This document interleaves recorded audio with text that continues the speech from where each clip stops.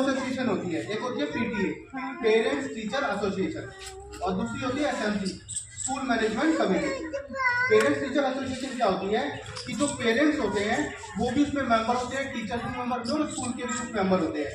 तो पेरेंट्स मतलब कि हम लोग, और हम ही लोगों को पता ही नहीं कि ऐसी कोई एसोसिएशन है भी। पीटीए में स्कूल वाले क्या करते हैं, अपनी मन मर्जी से किसी भी पेरेंट को बना देंगे उसका मेंबर, और वो पेरेंट जो मेंबर बनेगा स्कूल की मन मर्जी से, जो हमेशा स्कूल की बात मानेगा, वो कभी पेरेंट्स के भले के काम के लिए आगे बढ़ ही नहीं सकता। अब आगे बढ़ेगा ये जो इलेक्शन थे अप्रैल में, पीटीए के इलेक्शन थे, इन्होंने अपनी मर्जी से बना भी नहीं होगी और इलेक्शन नहीं होंगे।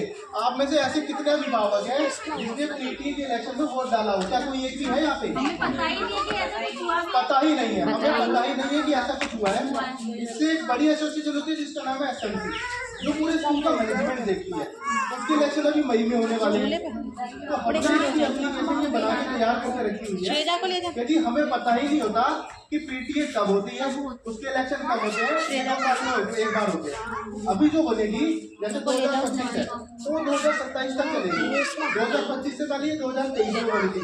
2023 में हमें भी इतनी जानकारी नहीं थी, हम भी वेट कर रहे थे कि भाई 2025 है, 25 में हम लोग इसको टारगेट करें और हम इसमें अपना पार्टिसिपेशन दें।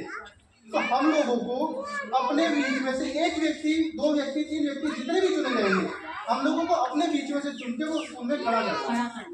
चाहे आप योगेंद्र जी को चाहें योगेंद्र जी को खड़ा कर सकते हैं, आप पेरेंट्स में स्कूल में पेरेंट्स खड़ा होना चाहें, मतलब कम से कम इतना तो कि भाई हमें खड़े होने का मौका तो मिले, हारना जीतना बात की बात है। तो मेरा आप सबसे ये निवेदन है कि हम जो पीटीए के लिए तैयारी कर रहे हैं, बुक्स डेस्क की तो परेशानी है, हमेशा चलती आ रही है, ये तब तक चलती रहेगी जब तक हमारी एसोसिएशन में कोई भागीदारी नहीं रहेगी। अगर ये भागीदारी हमारी हो जाती है, अगर किसी पेरेंट्स को उसमें लगे कि नहीं भाई ये चीज़ गलत है, ऐसा नहीं होना चाहिए, तो बिल्कुल बता सकता है, उसका भी मैं जवाब दूंगा।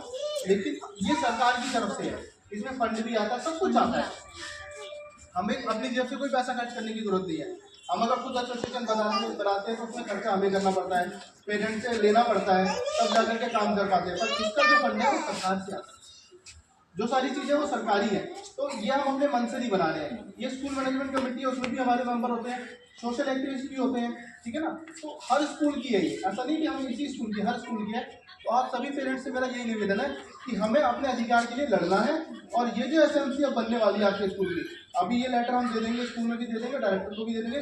फिर ये एसएमसी का हमें पता लगना चाहिए कि एसएमसी की कब इलेक्शन होने हैं, कौन इसमें वोट कर पाएगा, कौन नहीं कर पाएगा, उसको पता होना चाहिए, उसको पूरा उसका अधिकार मिलना चाहिए।